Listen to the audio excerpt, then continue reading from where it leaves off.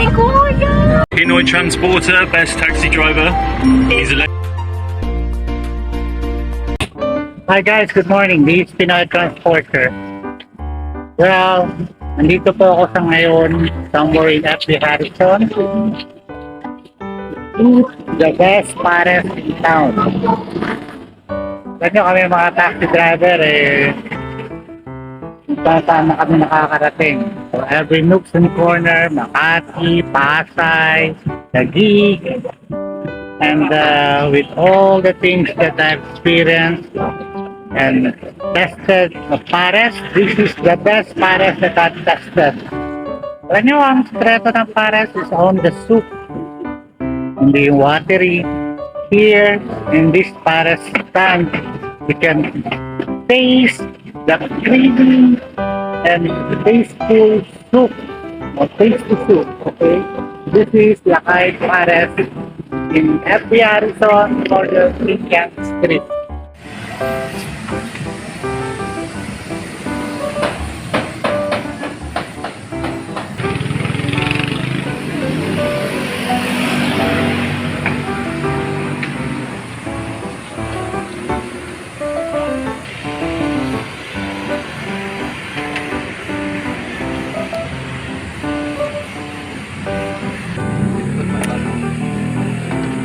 Pares na pangmasa. Different people from different walks of our life are eating in this place. Okay? So makikita nyo po sarap ng kanilang pares. Sabaw pa lang, ulam na.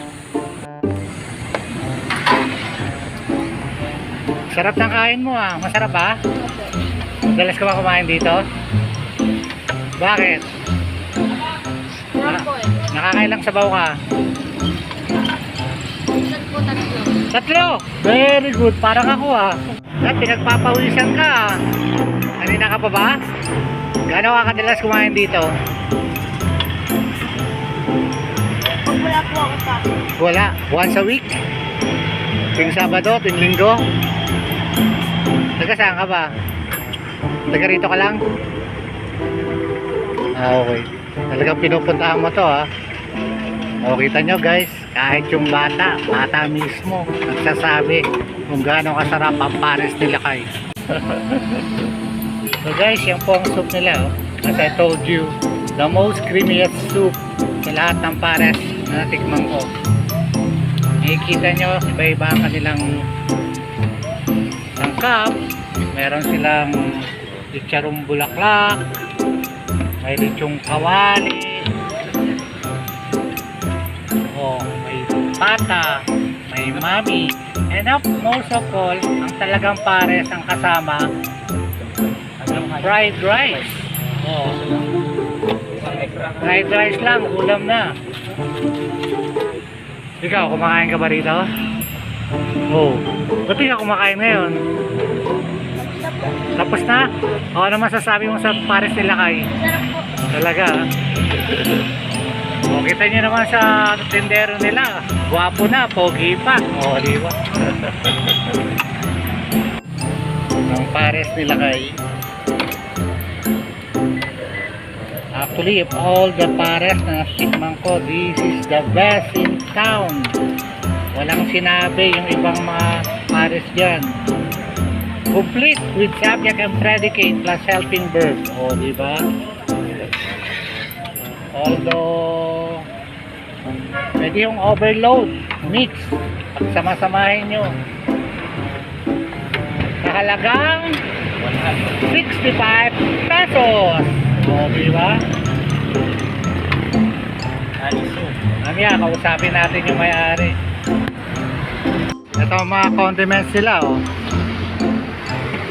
Garlic, onions, ang kanilang special dinurog na chicharon na kapag sinama nyo sa inyong sabaw, mas lalong sasarap.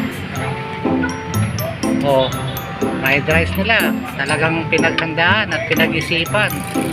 Actually, ang fried rice talaga ang dapat kasama ng pares, hindi plain rice. So, kain naman muna pala si Pinoy Transporter. So guys, dumadami na naman tao. Sabi sa inyo eh. Ano? Marami na nililipatan. Oo. Boss, madalas ka ba kumain dito? Okay lang. Okay lang. Pinalalakas natin to.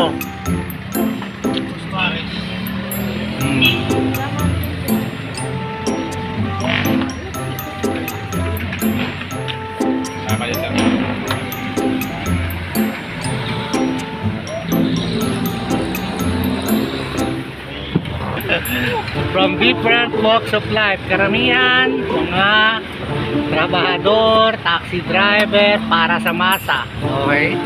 Pagkain pangmasa, presyong pangmasa.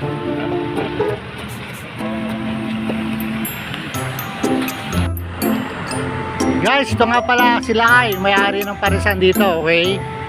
Kagandang lalaki, di ba? Hindi nyo makikita. O, Lakay, say something. Punta ko kayo dito sa may Harrison, tabi ng Chinese Temple. Kain ng pares. Masarap yung pares ko, sagrado ko yan. Magkano? Ang pares ko, 55 lang. Tapos may lechon kawali rin po. Mali pa sinabi ko kanina, sabi ko 65. 55 lang ho, with rice yung pares. Yung Yung lechon kawali ho, 65. Oo. Yung chicharon bulaklak. May tapa rin po tayo. Tikman nyo dito. Lagi kong pinapunta ni Kuya Liti dito, dinadayo po ako niya. Okay. Yan lang po. Sige, maraming salamat. Okay.